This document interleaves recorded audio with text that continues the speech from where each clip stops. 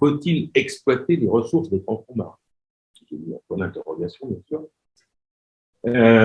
Pourquoi? Donc, je travaillais là-dessus parce que j'ai fait beaucoup de recherches sur les sources hydrothermales profondes, je vais en reparler après, autour des volcans sous-marins. Et donc, notamment en 2013, il y a eu les deux ministères de l'écologie et de l'enseignement supérieur et de la recherche qui ont commandé au CNRS et à l'Ifremer une expertise scientifique collective, je faisais partie des experts, pour évaluer donc tout ce qui les connaissances qu'on avait sur les impacts environnementaux de l'exploitation des ressources minérales marines profondes. Donc, c'est quelque chose qui, déjà en 2013, ça faisait déjà une bonne dizaine d'années qu'on en entendait parler. Et donc, la question se posait sur si jamais on va exploiter ces ressources, et quelles conséquences ça a sur les écosystèmes qui sont là-bas. Alors, c'est un sujet qui a cru au niveau international. Hein, donc là, je vous ai dit c'est tout en anglais, mais donc c'est une collection d'articles. Il y a une vingtaine d'articles. Et ça commence à augmenter. Frontiers in Marine Science, dans les années 2017-2018, qui ont été un peu plus loin encore que ce qu'on avait fait en 2014. Et puis ça continue encore maintenant. Et il y a pas mal je me suis mis un petit peu à jour avec là, donc notamment cet article qui est en bas, An overview of seabed mining, including the current state of development, environmental impacts, et knowledge gaps, qu'est-ce qui est encore inconnu. Donc, c'est tout un volume. Alors, juste pour l'anecdote, c'est édité par, donc, pour le journal Frontiers in Marine Science, c'est Ricardo Serrao Santos qui édite les articles, qui accepte ou pas les articles, qui est rédigé, etc. Et Ricardo Serrao Santos, il a commencé comme chercheur sur les sources, il était aux Açores, il était devenu député européen ensuite, et ministre de la mer au Portugal. Intéressant et d'influent au niveau, donc, il vient de la recherche scientifique et il est au niveau politique. C'est intéressant d'avoir ce genre de profil. Alors, je répète, ce que je vous l'ai déjà dit hier, l'océan, c'est vaste. 71% de la surface. J'aime bien cette vue-là, donc c'est dans Google Earth, on arrive à faire pivoter la Terre là, de façon à avoir le moins de continents possible en vue. Donc, vous voyez, il y a un petit bout d'Australie, il y a un petit bout d'Amérique là-bas, un petit bout d'Antarctique en dessous. Et le reste, c'est de l'océan. Ça montre bien. Alors, évidemment, si on met dans l'autre sens, on a la figure un petit peu inverse, c'est là où il y a plus de continents. Mais il y a des points. Alors, ce n'est pas le point le plus éloigné de toute Terre, qui s'appelle Nemo. Il y a un point dans le Pacifique, mais c'est le plus éloigné de tout. Le problème, c'est que dans le Pacifique, il y a plein de petites îles. Mais il y a un point qui est le plus éloigné de toute Terre. Bref, l'océan est vaste. Mais surtout, donc je vous l'ai dit aussi hier, l'océan il est profond, 3800 mètres de profondeur moyenne, et il y fait tout noir. La petite couche un peu plus claire, qui est ici, là, ça c'est les 200 mètres, ça correspond grosso modo à ce qu'on appelle la zone photique, c'est-à-dire la zone où la lumière pénètre. Vous avez entendu parler hier par Laure aussi, sur la lumière qui pénètre plus ou moins profond. Évidemment, ça va dépendre des zones. Quand il y a une forte turbidité, ça pénètre un peu moins, etc. Mais en gros, cette petite couche de 200 mètres, là, c'est la zone où il y a de la lumière qui pénètre. En dessous, il fait noir. Il fait froid. Alors, il fait froid, il faut le modérer. Il fait assez froid, mais dans cette zone profonde, ici, ça va varier de 1 à 10 degrés. C'est surtout très stable. C'est pas si froid que ça quand on compare au continent. Antarctique, on peut avoir des températures de moins 60, moins 80. Un peu moins, voilà. Et on a des fluctuations de température absolument énormes sur Terre. Dans le désert, la journée, ça monte à 40-45 degrés, la nuit, ça peut geler. Donc on a des variations extrêmes. Dans l'océan profond, c'est plutôt la stabilité pour tenir. La plupart de cet immense volume, il y a de la vie, ça reste très très stable. Alors il fait lourd, donc ça j'ai paraphrasé Théodore Monod. Il fait lourd, c'est la pression. La pression de l'eau, ça augmente on a une atmosphère évidemment au niveau de la mer, et ça augmente de 1 atmosphère tous les 10 mètres. Donc quand on est à 3800 mètres, on a 380 atmosphères. C'est un paramètre important, c'est que beaucoup d'organismes vont avoir des problèmes pour remonter, donc ils sont adaptés à une pression, leur profondeur habituelle. Il y en a qui peuvent faire des variations assez importantes, donc des variations de profondeur. Mais quand ça devient très grande variation, donc 1000 mètres d'écart, ça va être très important et ça va avoir des conséquences. Et alors surtout, donc les grands fonds, il fait faim, c'est-à-dire qu'il n'y a pas grand-chose à bouffer. Pourquoi? Parce que l'essentiel, ça va être la photosynthèse, qui est dans la zone où il y a de la lumière, la zone photique, là où il y a de la photosynthèse, va produire de la matière, hein, c'est le plancton, phytoplancton. Hein. Je pense que là, c'est Colombo, on va en parler un petit peu. Et puis, c'est ce qui va tomber au fond qui va pouvoir nourrir les organismes qui sont dans la colonne d'eau et ceux qui sont sur le fond. Évidemment, plus on est profond, plus cette matière elle diminue. Donc, pour ce qui arrive à 1000 mètres, ça va être 4-5 fois plus que ce qui arrive à 2000 mètres. Il est encore moins à 3000. Et alors, dans les fosses océaniques, donc ça descend à moins 11 000 mètres.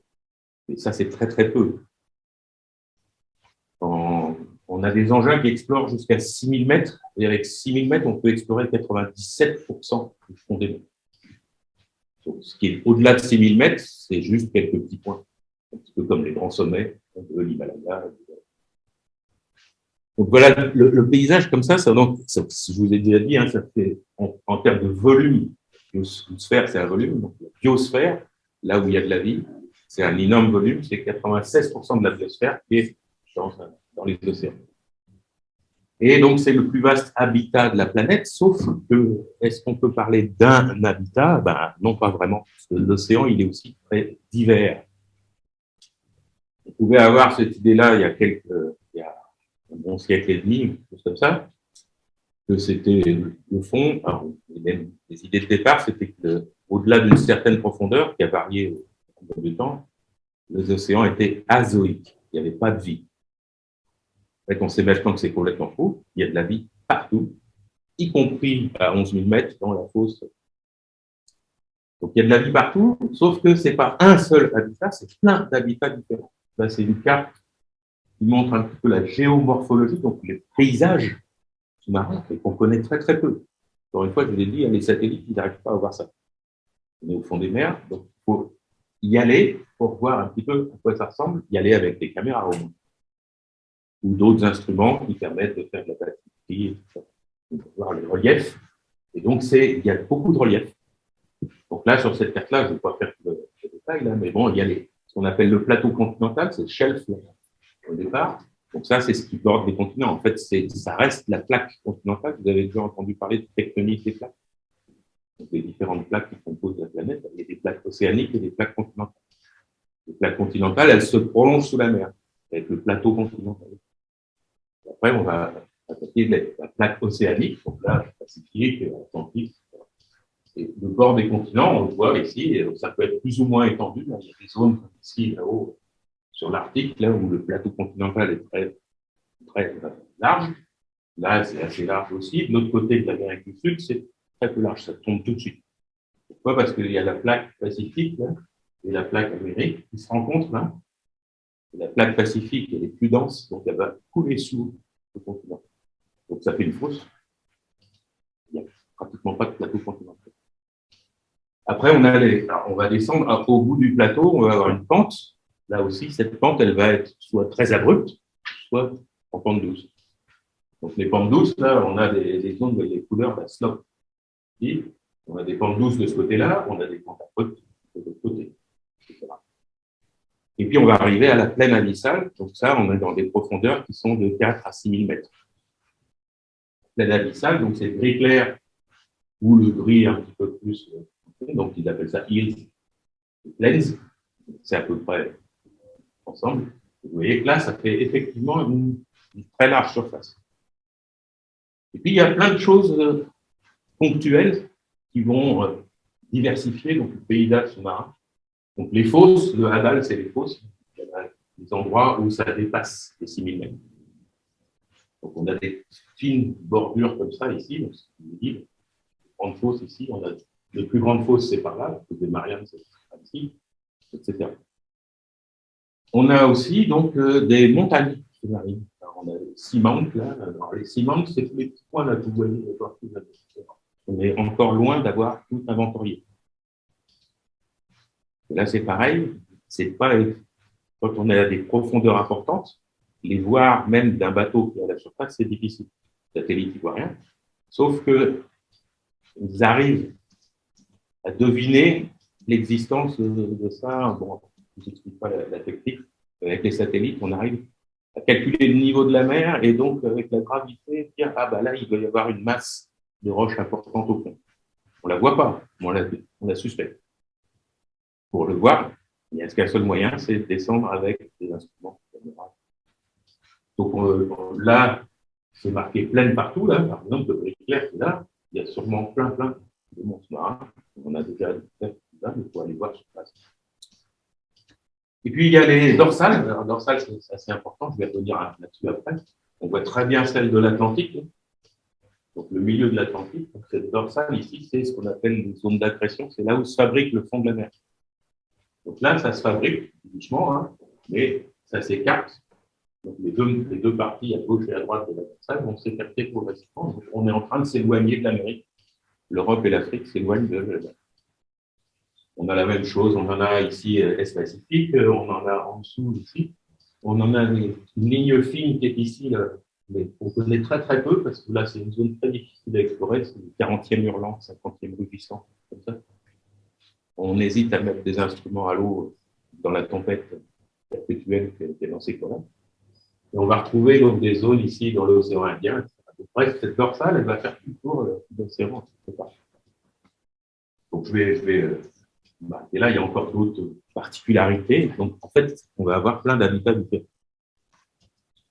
Très diversifiés, mais alors ça a beau être loin, profond, etc. L'océan profond est impacté. Ça, c'est pas un point d'interrogation, c'est une certitude, est impacté par différentes activités humaines. Alors, exploitation du gaz et du pétrole, ça vous connaissez, la plante pétrolière, ça a commencé par faible profondeur, mais aujourd'hui, les pétroliers sont capables d'aller à 1000, 2000, 3000 mètres pour aller forêt sous 3000 mètres d'eau, donc forêt en plus 1000 ou 2000 mètres de sédiments pour aller chercher du pétrole. Ça, évidemment, il y a un peu de pollution qui peut se dégager de là. On peut nous parler, j'imagine, de certains problèmes qu'il y a pu y avoir, notamment dans le domaine du Mexique. Il y a donc des déchets. On a longtemps balancé un petit peu tout. Je pense que ça continue un petit peu. Alors, ça peut être accidentel. Grosse tempête, un porte-container va perdre un paquet de containers. Quelques-uns vont être ramenés à la côte, mais la plupart vont couler au fond. Même chose accidentelle avec les épaves. Donc, on va avoir des épaves qui versent un petit peu partout. Une fameuse étant Titanic, qui est à 4500, 700 mètres de fond. Il y a de la pêche aussi, de la pêche profonde.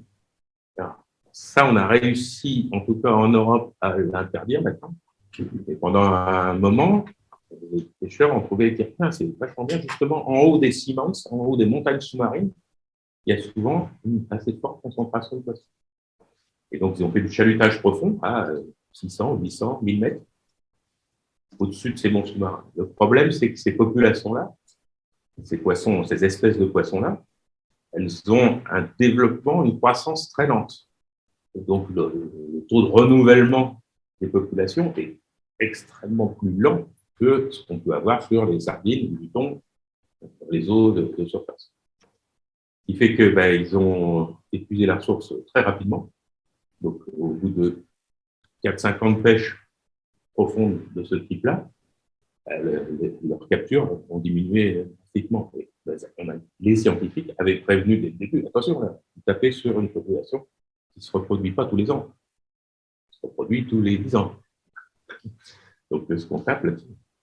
Pour l'instant, c'est à peu près stoppé, sauf dans le Pacifique, là, on ne contrôle pas tout. Vous avez vu l'immensité du Pacifique.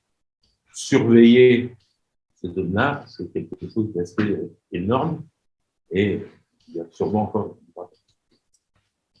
Le changement climatique dont on a parlé pas mal hier commence aussi à impacter les grands fonds. Alors, ça a mis du temps parce que c'est les échanges avec l'atmosphère au départ et il faut que les fameux courants dont je vous ai parlé hier, qui vont descendre doucement au fond des mers, amènent ces changements en profondeur. Donc ça prend quelques années, dizaines d'années avant que ce qui se passe à la surface arrive au fond. Mais c'est en train d'arriver, notamment on le voit sur le problème d'oxygène et d'acidification, diminution du pH un petit peu, et diminution de l'oxygène dans certaines zones. Donc le changement climatique de ce qu'on fait nous dans l'atmosphère, ça a un impact, y compris à 3 4 000, 5 000 mètres. Et puis donc ce que je vais vous parler un peu plus là, c'est l'aspect exploitation minière. Alors pourquoi? Parce qu'effectivement, on sait qu'à certains endroits, il y a des ressources minières qui peuvent être intéressantes. Alors, avant d'introduire ça, c'est un petit film là, qui vous montre voilà, une plaine abyssale. Donc, on ne voit pas grand-chose. Donc, il n'y a que ce qui tombe de la surface pour manger. Et du coup, il n'y a pas beaucoup de macrofaune, de grosses bêtes. C'est une densité très faible. Mais par contre, il y a une grande diversité. Et quand on va creuser un petit peu plus, donc on va prendre du sédiment, comme ça, là, il y a de la microfaune, des tout petits animaux, voire beaucoup de bactéries, protistes, bactéries, etc., dans le sédiment. Mais donc, la pression générale, c'est bon, c'est ce qu'on avait pendant très longtemps, donc c'est un peu partout comme ça, la plaine abyssale, c'est un petit peu le désert. Donc, du coup, on peut y aller, hein, on peut commencer. Sauf que il y a des ressources minières, effectivement. Alors, ces ressources minières, il y a ce qu'on appelle des nodules polymétalliques. Vous voyez les zones qui sont indiquées ici. Je vais vous remontrer ça plus en détail après. Il y a donc des croûtes, des encroûtements, notamment sur ces montagnes sous-marines dont je vous ai parlé, sur les Simmons, encroûtements riches en cobalt. Les nodules sont riches en manganèse, plus plein d'autres métaux. Pareil pour les encroûtements. Et puis les sulfures polymétalliques, vous voyez, là, c'est des petits points, là, donc, et les petits points, si vous vous souvenez de la carte d'avant, c'est sur les dorsales, essentiellement, ça c'est un riz rare. Donc là, c'est ces fameuses zones neurothermales qui vont générer, je vais vous expliquer rapidement. Et sur cette carte, il y a en plus de ça, des ZEE. ZEE, ça vous dit quelque chose? Zone économique exclusive. Et donc, chaque État a des eaux territoriales. Donc ça, c'est 12 000 nautiques au-delà de la côte. Et ensuite, jusqu'à 200 000 nautiques, ça reste la zone économique exclusive. C'est-à-dire que chaque État a le droit d'autoriser ou pas l'exploitation de la pêche et de ce qu'il y a sur le fond, etc., dans cette zone-là. C'est sous juridiction nationale.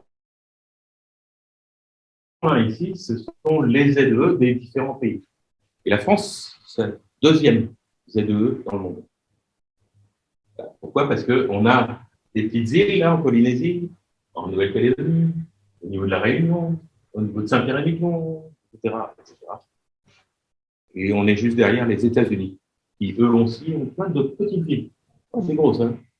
Mais une petite île, un caillou, et hop, on a 200 000 nautiques autour.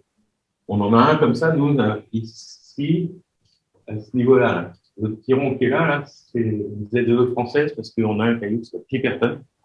Les personnes qui vivent. Mais du coup, alors, la marine va changer le drapeau tous les X mois. Hop, c'est à nous. Donc, et ça montre ici que les zones où il y a des ressources minières, il y en a quelques-unes qui sont dans des zones de juridiction nationale, mais il y en a beaucoup qui sont hors de cette zone, donc hors ZEE. Et donc ça s'appelle la zone avec un grand Z. En anglais, c'est the area avec un grand A. Donc ça, c'est hors juridiction nationale. Donc l'ONU a mis en place donc, une International Seabed Authority, je vous en parlerai après, ISA, en français c'est AIFM, Autorité internationale des fonds marins, qui essaye petit à petit de mettre en place une juridiction pour savoir, donc c'est un bien commun de l'humanité, mais qui pour l'instant, il n'y a pas vraiment de loi. Par exemple, on a ça pour l'Antarctique. L'Antarctique, il y a une loi. Ça doit être remis en cause d'ailleurs pour l'Antarctique. Ça va être rediscuté, etc. Et donc l'Antarctique, il y a des concessions qui sont accordées à différents États pour faire de la recherche, mais il n'y a aucun permis d'exploitation de quoi que ce soit. Évidemment, pour l'instant, sous X kilomètres de glace, c'est pas facile d'aller exploiter quoi que ce soit. Mais si ça fond, ça peut être intéressant. Et donc, c'est le même type de problème, c'est comment on se partage, au niveau de l'humanité, toutes ces ressources qui vont être dans cette hors de la ZEE, et aussi celles qui sont dans les ZEE. Donc là, je vais vous décrire un petit peu plus en détail, vous montrer à quoi ça ressemble. Voilà, le premier truc, c'est les nodules polymétalliques. Ceux-là sont connus depuis assez longtemps parce qu'on a fait des dragages. Donc, c'est la fin du 19e siècle, les premiers dragages profonds, les Challenger.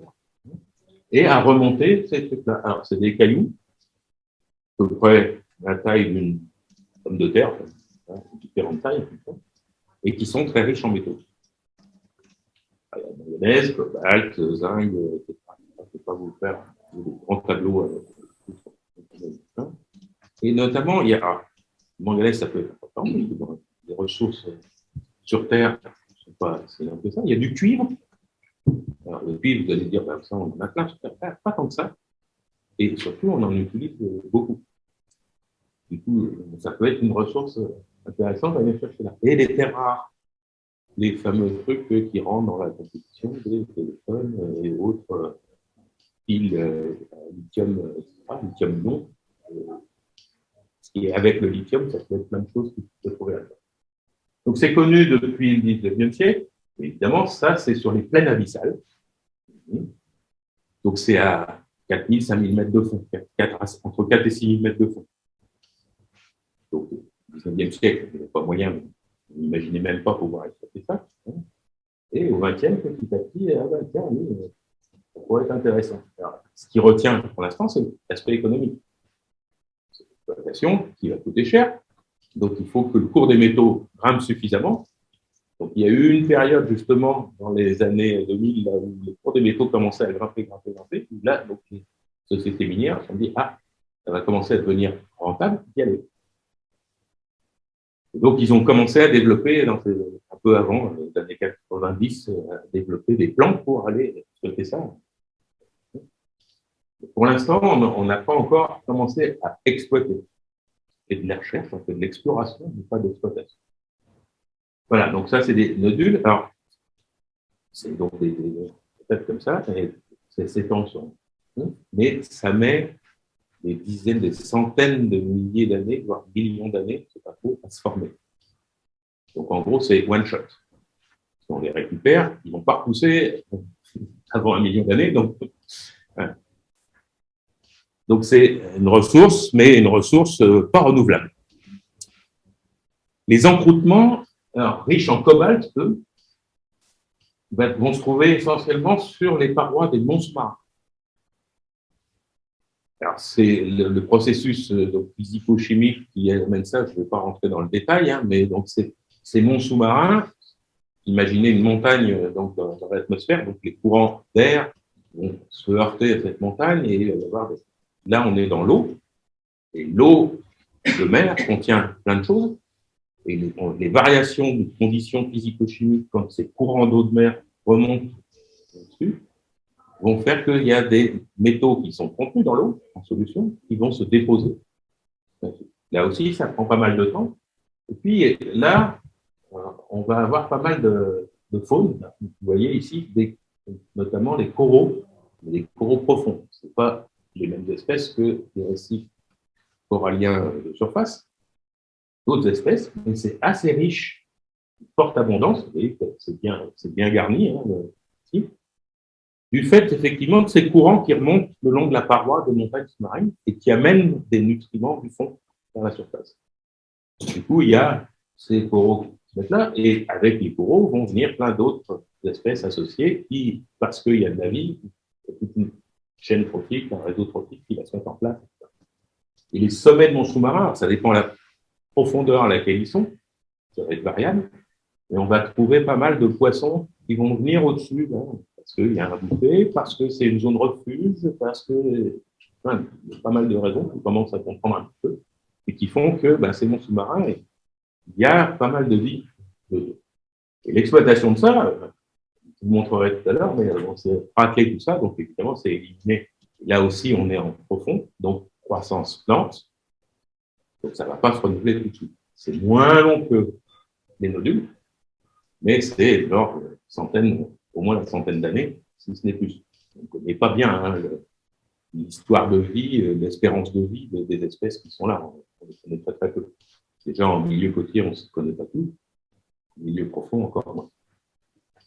Et alors, le troisième élément, c'est les sources hydrothermales, où on va trouver donc des sulfures polymétalliques. Vous voyez la vidéo ici, on voit ce qui sort de ces cheminées, là, donc la fumée noire. Là.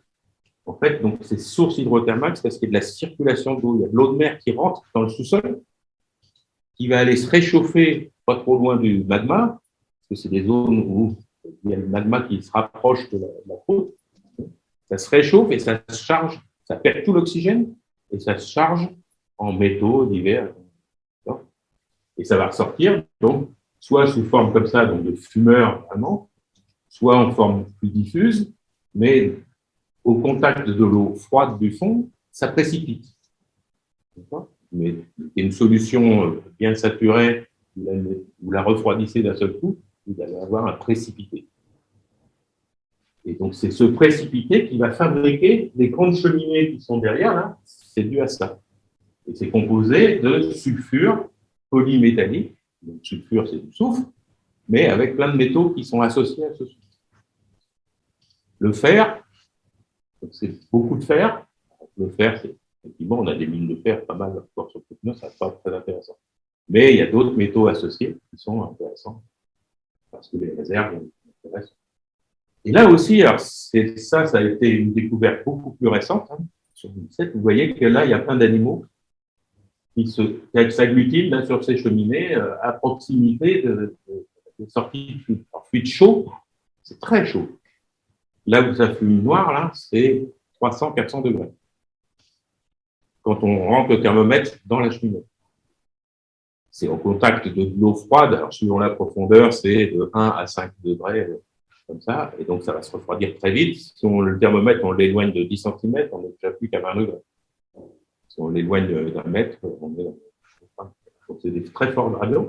Mais eux, ils sont à des températures de 10-20 degrés. C'est pas très chaud dans l'absolu. C'est très chaud pour des espèces abyssales où les autres espèces abyssales autour, elles sont à 1 à 5 degrés et que ça ne bouge pas. Ici, c'est 20-30 degrés et ça bouge tout le temps. C'est chaotique. L'image que j'emploie très souvent, c'est le barbecue. Vous faites le barbecue, c'est exactement ça, il y a de la fumée. Hein. Vous mettez autour du barbecue, il y en a un qui va se prendre le figure, et l'instant d'après, ils vont à tourner un petit peu, c'est celui d'en face qui l'apprend. Là, c'est exactement pareil. Donc, les animaux qui vivent là, ils doivent être adaptés à ces conditions très particulières. C'est des espèces très particulières. Et alors, pourquoi on a plein d'animaux là? Ça a été une découverte là, des années. Ça a été découvert en 77 au niveau des Galapagos. Là. Donc, c'était géologues qui voulaient aller vérifier qu'il y avait bien une circulation hydrothermale. Donc, ils essayaient de découvrir des geysers, les fameux fumeurs que je vous ai montrés, là, des émanations de fluide chaud. Et en fait, ils ont découvert qu'autour de ces sources, il y avait plein de vie. Ça, c'est l'image d'avant, où c'était le Pacifique central, donc c'est des escargots. Et là, c'est des grands vers avec un panache rouge, ça c'est au niveau de Pacifique Est. Donc ça date d'il y a 40 ans, et donc ça a fait un joli scoop scientifique, en 2017, là, de découvrir ça. Il y a eu plein d'études là-dessus, et puis donc on en a découvert pas mal. Donc voilà, les sources hydrothermales, là en 2020, c'était 721, donc 666 confirmés ou inférés, suspectés. Les confirmés, c'est les points rouges. On y a été, au moins une caméra, et on a vu, c'est bien là, etc. Et on a de la faune autour. Les jaunes, c'est ceux inférieurs, c'est parce qu'en une campagne de surface, on peut détecter des anomalies de température ou de métaux, de sulfure, là, donc on détecte des anomalies, donc on sait que on détecte ça dans la colonne d'eau. Ça fait, vous voyez, la fumée qui sort en bas, en fonction de la densité, ça va s'arrêter à une certaine profondeur, donc ça fait une espèce de nuage assez dilué, mais on arrive à détecter ce genre d'anomalie. On détecte là, là, il y a un petit problème, donc il doit y avoir une source quelque part. En fonction de la profondeur, le quelque part, c'est quelques kilomètres carrés, quelques centaines de kilomètres carrés. C'est de grandes zones à explorer après. Donc ça, c'est l'inféré. Et puis, on commence à explorer ce qui est inactif. Parce que c'est des zones la circulation qui fait les geysers, elle peut s'arrêter du jour au lendemain à cause de la tectonique. Un petit tremblement de terre, hop, ça bouge, il y a des circulations qui se bougent, et donc il y a des sources qui se tarissent et d'autres qui apparaissent. Donc ça, c'est des processus relativement rapides, puisque ça sur des dorsales rapides, ici où l'activité est importante, ça peut être tous les 10 ans. On va avoir des sources qui apparaissent, d'autres qui apparaissent. C'est une échelle de temps qui est beaucoup plus courte que ce que vous avez dit avant. Et du coup, il va y avoir des zones inactives qui sont plus difficiles à repérer, parce que justement, là, il n'y a pas d'anomalie. Il faut aller regarder au fond. Et c'est peut-être les plus intéressantes pour l'exploitation. Du coup, là, il n'y aura plus toute la faune particulière qui a cette source. Par contre, il reste la roche, le minerai, qui est là. Donc là, on commence à en avoir repéré quelques-unes. Donc, dans cette zone-là, on a commencé à bien explorer, puis un peu à différents endroits. On commence à regarder tout ça. Et alors, pourquoi il y a de la vie là? Donc, très rapidement, je fais ça. Donc, ça, vous connaissez, c'est la chaîne trophique sur Terre, hein, où il y a de la photosynthèse. Grâce à la lumière du soleil, les plantes fabriquent des sucres et libèrent de l'oxygène au passage. Et donc, il y a des herbivores qui mangent des plantes et des carnivores qui mangent des herbivores. C'est extrêmement simplifié, mais voilà comment ça se passe plutôt sur Terre. Dans l'eau, ben, ça se passe pareil. Donc, dans ma couche de surface, j'ai du plancton, du phytoplancton et autres planctons là, qui vont profiter de ça, donc faire de la photosynthèse là aussi, parce qu'il y a de la lumière qui pénètre, qui vont fabriquer des trucs, d'autres qui mangent le phytoplancton, puis il y a des petits poissons qui vont manger ça, et puis des gros poissons qui vont manger des petits poissons, etc. Très, très simplifié par rapport à ce que vous avez vu déjà hier. Mais au fond, il n'y a pas de lumière.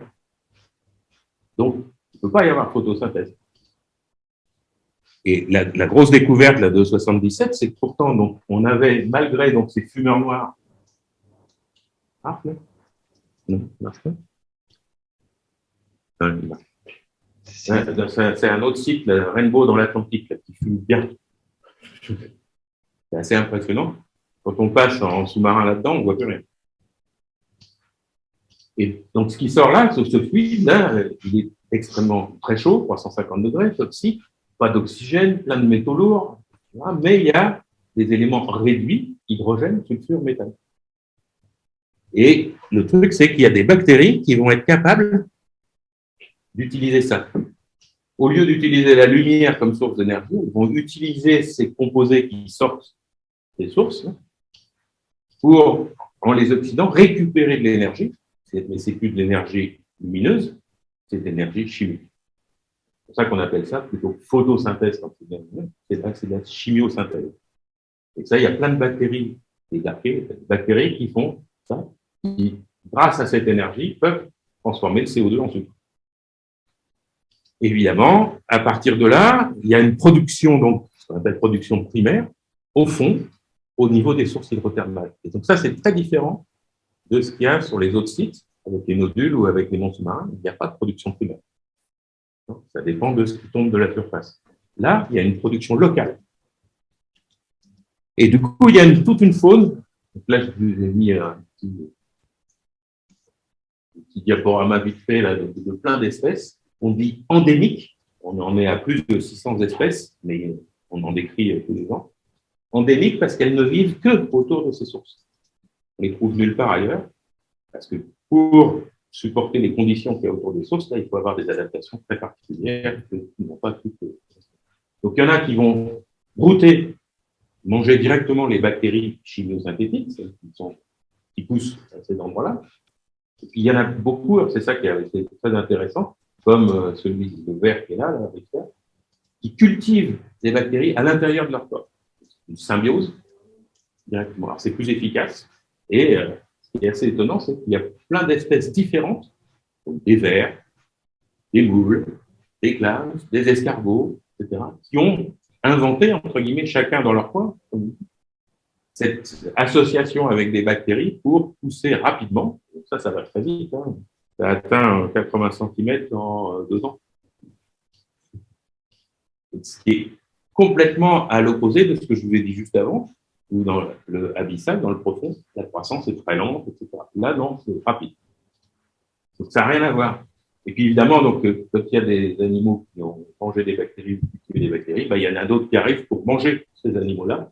Donc là, il y a encore toute une chaîne trophique, réseau trophique qui se met en place autour de ça.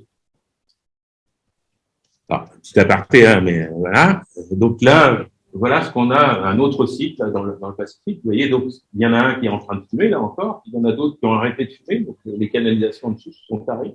Mais on a donc cette structure-là. Ça, c'est des sulfures polymétalliques qui restent. Et là, tout le massif, là, s'en est aussi. Donc ça s'est activé, ça s'est rendu inactif, actif, inactif, etc. Mais petit à petit, on accumule, au fond, comme ça, des grands massifs de sulfures polymétalliques. Donc ça, c'est très localisé. Donc ça intéresse beaucoup les futurs exploitants miniers, parce que donc c'est bien ramassé. Ce qu'on ne sait pas encore, c'est justement évaluer l'épaisseur de cette ressource, donc le tonnage sur un site particulier, combien de millions de tonnes on peut ramasser. Donc on ne sait pas encore bien faire ça, il faut aller faire des forages profonds pour aller voir en profondeur, mais ce n'est pas facile. Mais vous voyez, là, ça finit bien. Voilà. Donc voilà la description un petit peu des 3 ressources possibles. Et il faut voir que ça peut être très différent à d'autres endroits. Ici, on ne se pas tout seul. Ça, c'est pas très loin. Alors, c'est un site particulier. Je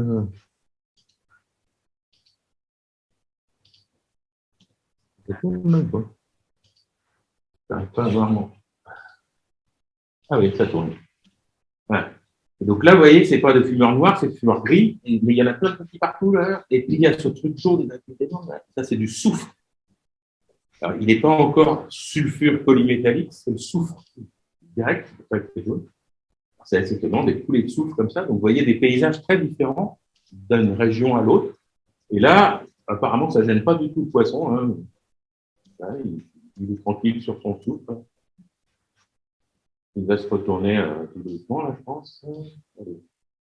Donc, on se demandait s'il était pas un petit peu haut, mais pas du tout. Là, quand on l'a tenu un petit peu, hop, il s'est mis à la tête, pas de problème.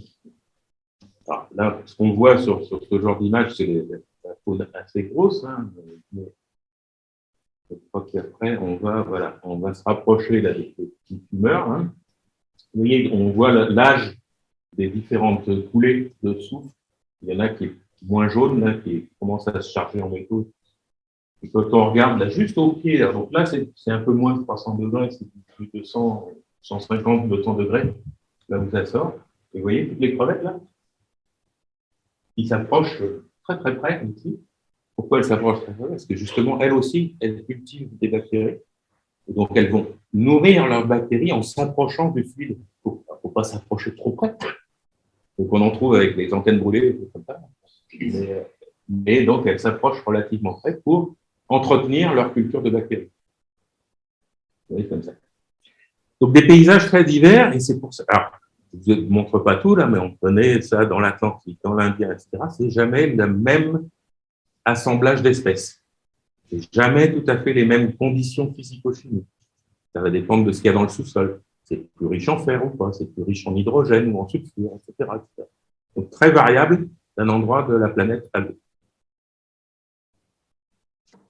Alors, qu'est-ce que je vais donner après? Donc, alors, malgré tout ça, donc, ça intéresse les exploitants miniers. On suit là 10 heures. L'exploration des ressources minières de la zone a débuté sous l'égide de cette fameuse autorité internationale du fonds marin, dont je vais parler rapidement, Et donc, depuis une quinzaine d'années maintenant, il y a des permis d'exploration qui sont attribués à différentes nations et sociétés, etc. Pour l'instant, ça se limite à quelques zones. 1, 2, 3, 4. Ici, c'est pour des nodules polymétalliques. Et donc là-dedans, je vous montrerai un gros plan de cette zone-là, qui s'appelle le Clarion-Clipperton, le nom de la fracture qui est à ce moment-là. Et donc là, c'est pour les nodules. Et il y a plein de pays qui ont pris un contrat, une concession d'exploration. Exploration. Là, c'est pour des sources hydrothermales, des structures métalliques, et là aussi sur les dorsales.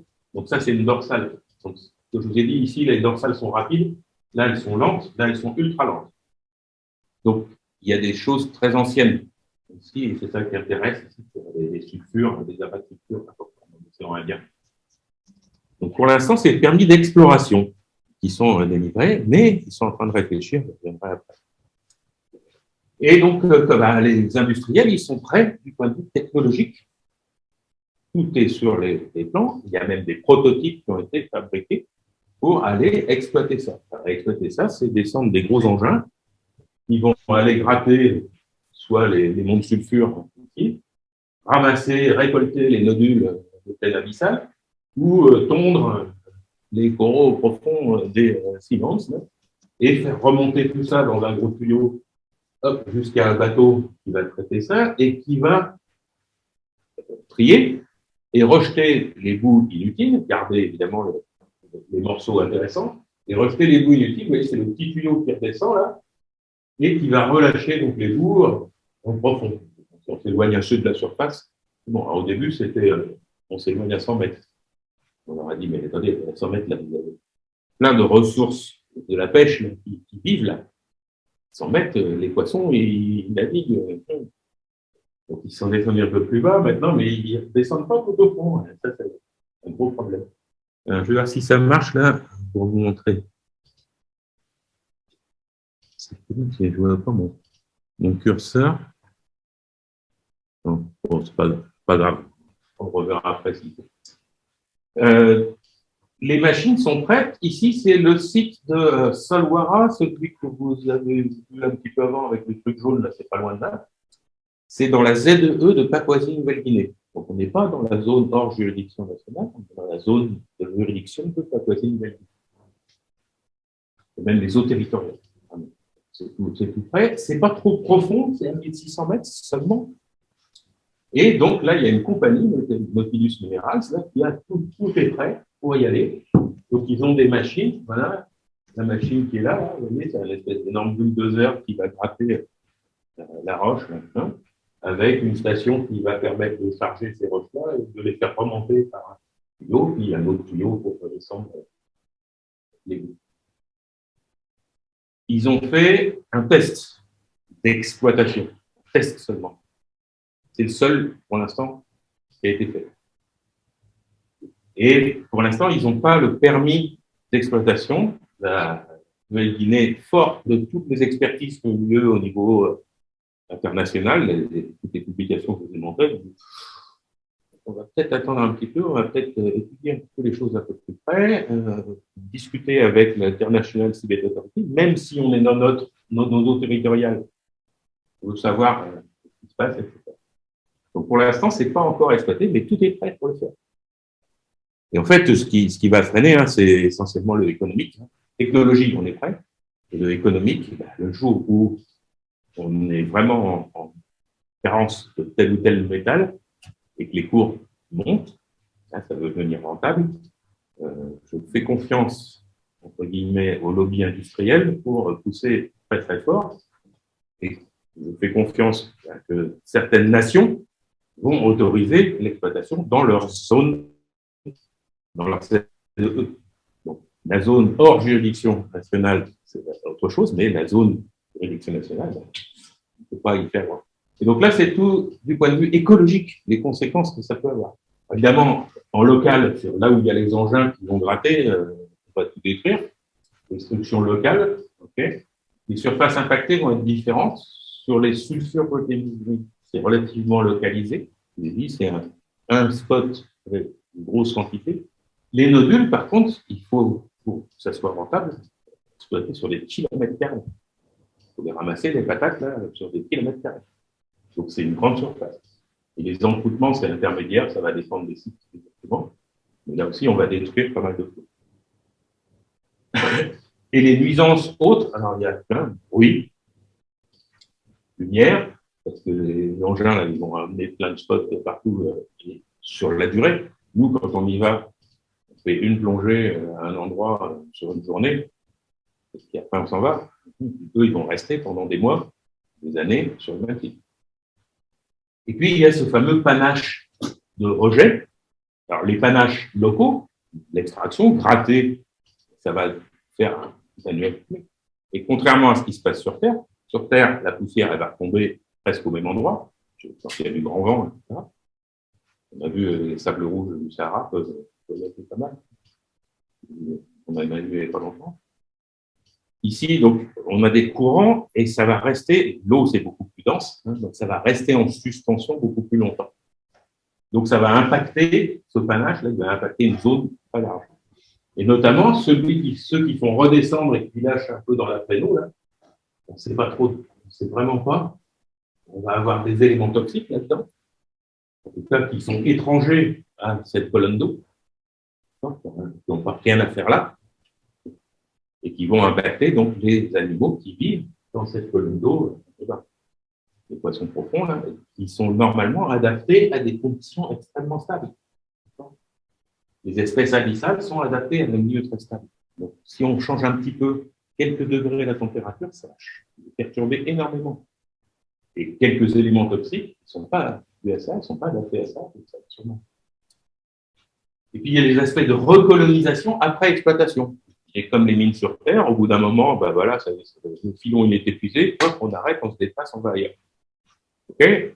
Qu'est-ce qui se passe à l'endroit où on a exploité? Est-ce que c'est sur Terre, on oblige maintenant la plupart des pays à reboiser après exploitation? Au fond, on fait comment? Alors, est-ce que naturellement, ça va se recoloniser? Les nodules, je vous ai dit, c'est 100 000 ans ou 1 million d'années avant de se refaire un nodule. Donc, toute la faune, les bactéries ou la faune qui est fixée sur ces nodules, c'est terminé, on ne la reverra plus. Sur les sulfures, sur les sources hydrothermales, il y a des conditions naturelles. Je vous ai dit, ça s'active, ça s'inactive, etc. Et donc, la faune qui est associée à ça, elle est adaptée à ce genre de changement. Et elle va recoloniser. Si on n'est pas trop loin, alors il faut prévoir des zones relais où on va protéger. C'est un peu ce qui se fait sur les aires marines protégées, même en milieu côtier. On essaye de prévoir des zones relais où on ne touche à rien. On va exploiter un endroit en se disant, ben, c'est des zones protégées qui vont recoloniser les espèces dans les zones protégées, qui vont coloniser les zones exploitées. Et là, c'est un peu pareil, sauf qu'on n'a pas encore toutes les connaissances. On n'a pas toutes les connaissances en milieu côtier. On en a encore moins en milieu profond. Les histoires de vie, ce qu'on sait, c'est que les histoires de vie des différentes espèces sont très différentes les unes des autres. Certaines vont recoloniser rapidement parce qu'elles se reproduisent localement. Ou, alors, donc, celles-là vont avoir du mal à aller coloniser un site qui est à 10 km, 5 km. Par contre, il y en a d'autres qui ont des larves pélagiques, donc qui peuvent se disperser et recoloniser des sites assez lointains. Mais d'une espèce à l'autre, d'une région à l'autre, c'est très variable. Donc, il y a encore beaucoup de choses à voir pour savoir si écologiquement ça peut tenir la route. L'idée générale des biologistes, c'est que non, ça ne tient pas la route.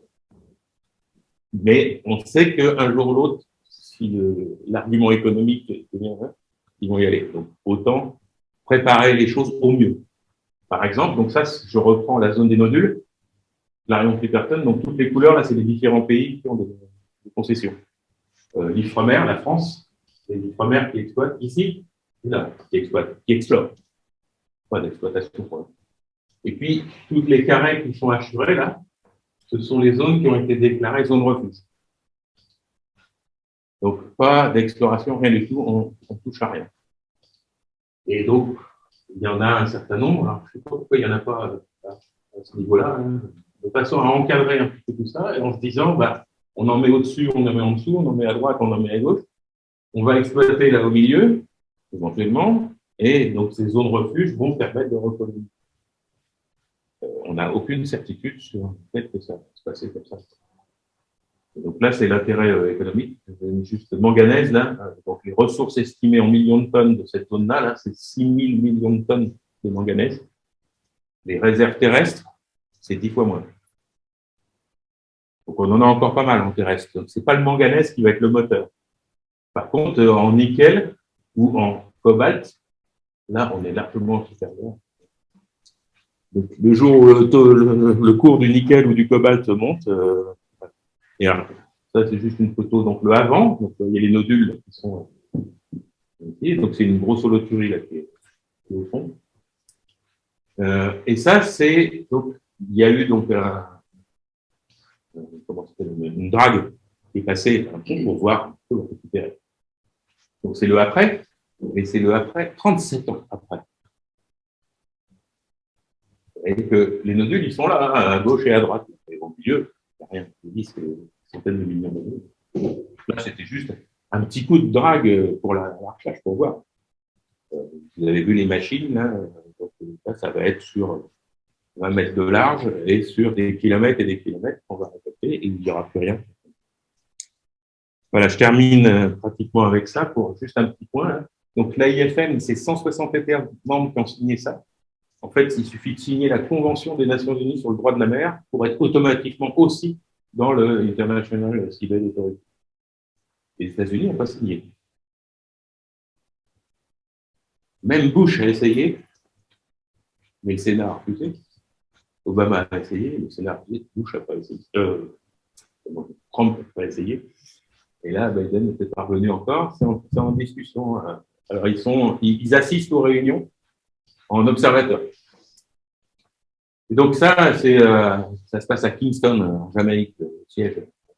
Et donc, il y a des réunions régulières là, pour instituer un droit de la mer dans cette fameuse zone, etc. Et en préparation en ce moment, ils sont en train de rédiger le règlement relatif à l'exploitation, cette fois-ci, des ressources minérales dans la zone, donc dans la zone internationale. Pour l'instant, on n'est qu'à la phase permis d'exploration. Et il y a pas mal d'accords qui se font avec différents États au niveau des ZEE, c'est-à-dire que plusieurs États qui disent on travaille avec vous sur la zone, mais on appliquera aussi dans notre ZEE. C'est le cas de l'Union européenne, c'est le cas d'une union de pays du Pacifique, c'est le cas de l'océan Indien, etc. Si on arrive à une bonne juridiction, mais bon, les lobbies ils insistent pas mal. Hein. Donc, ça, c'est de nouveau la même carte. Hein. Mais donc, ça, c'est toutes les concessions qui ont été prises dans ces fameuses zones. Donc, par rapport à ce que je vous ai montré, il y en a une de plus ici, là, avec le Brésil qui a dit et nous. Donc là, nous, on est Clipperton, là, les nodules, et on a un morceau, la France, là, ici aussi, sur les sources hydrothermales, où on explore. Et puis, donc, il y a la zone, donc, océan Indien, et celle-là, la Corée, la Chine, le Japon, tous ces pays-là ont pris un permis de concession d'exploration. Et en France, qu'est-ce qui se passe? En ce moment, ça se réveille. Il y a le programme France 2030, donc sur plein d'aspects différents, hein, sur les énergies renouvelables, etc. Et il y en a un programme sur les grands fonds. Donc c'est en train de se faire là pour explorer et innover. Donc, on est bien à la phase d'exploration, on a nos deux permis là, et en même temps c'est 350 millions d'euros de poussière hein, pour inciter donc les industriels à développer tous les moyens qui vont être nécessaires pas seulement pour exploiter, mais aussi pour surveiller et pour vérifier, donc pour pouvoir mesurer les conséquences, le avant, après, l'état des lieux, etc. Donc avoir de nouveaux instruments, des nouveaux capteurs, des nouveaux engins, etc. pour faire tout ça. Donc c'est en train de se faire avec, au démarrage, ça va être justement sur les deux zones dont je vous ai parlé, les nodules Clarion-Clipperton et les sources hydrothermales de l'Atlantique. On va aller retourner là-bas pour faire une cartographie précise, multiparamètres, etc. Il y a une zone importante, c'est le volcan de Mayotte, vous en avez entendu parler de ça? Un volcan sous-marin qui est sorti pas très loin de Mayotte. Et ça a eu des conséquences, ça fait bouger de quand même quelques centimètres l'île de Mayotte. C'est pas rien. Et c'est un grand volcan. Et donc là, il y a des risques s'il y a des fortes éruptions, donc c'est installer plein de capteurs aussi. Donc c'est un autre problème que les ressources minières, c'est de la surveillance. Et donc ça intéresse aussi les Antilles, par exemple. Des choses à Haïti assez catastrophiques, il pourrait très bien y en avoir, Martinique, Guadeloupe aussi. Donc c'est renforcer les moyens, les techniques, les capteurs, etc., pour faire de la surveillance des risques géologiques. Et puis, donc, les autres missions ne sont pas encore bien précisées, mais en gros, c'est voilà, ce que je vous ai dit, nouveaux engins d'exploration et de capteurs pour conforter le leadership intellectuel français. On a un certain leadership sur l'exploration des grands. On a des moyens importants, parmi les meilleurs pays, comme ça. Mais il faut renforcer le côté industriel pour développer ça. Et ça se fait en lien avec les besoins de la recherche. On leur dit, il faut pouvoir surveiller avant, après, etc. Voilà un petit panorama de cette histoire de ressources profondes. On définit.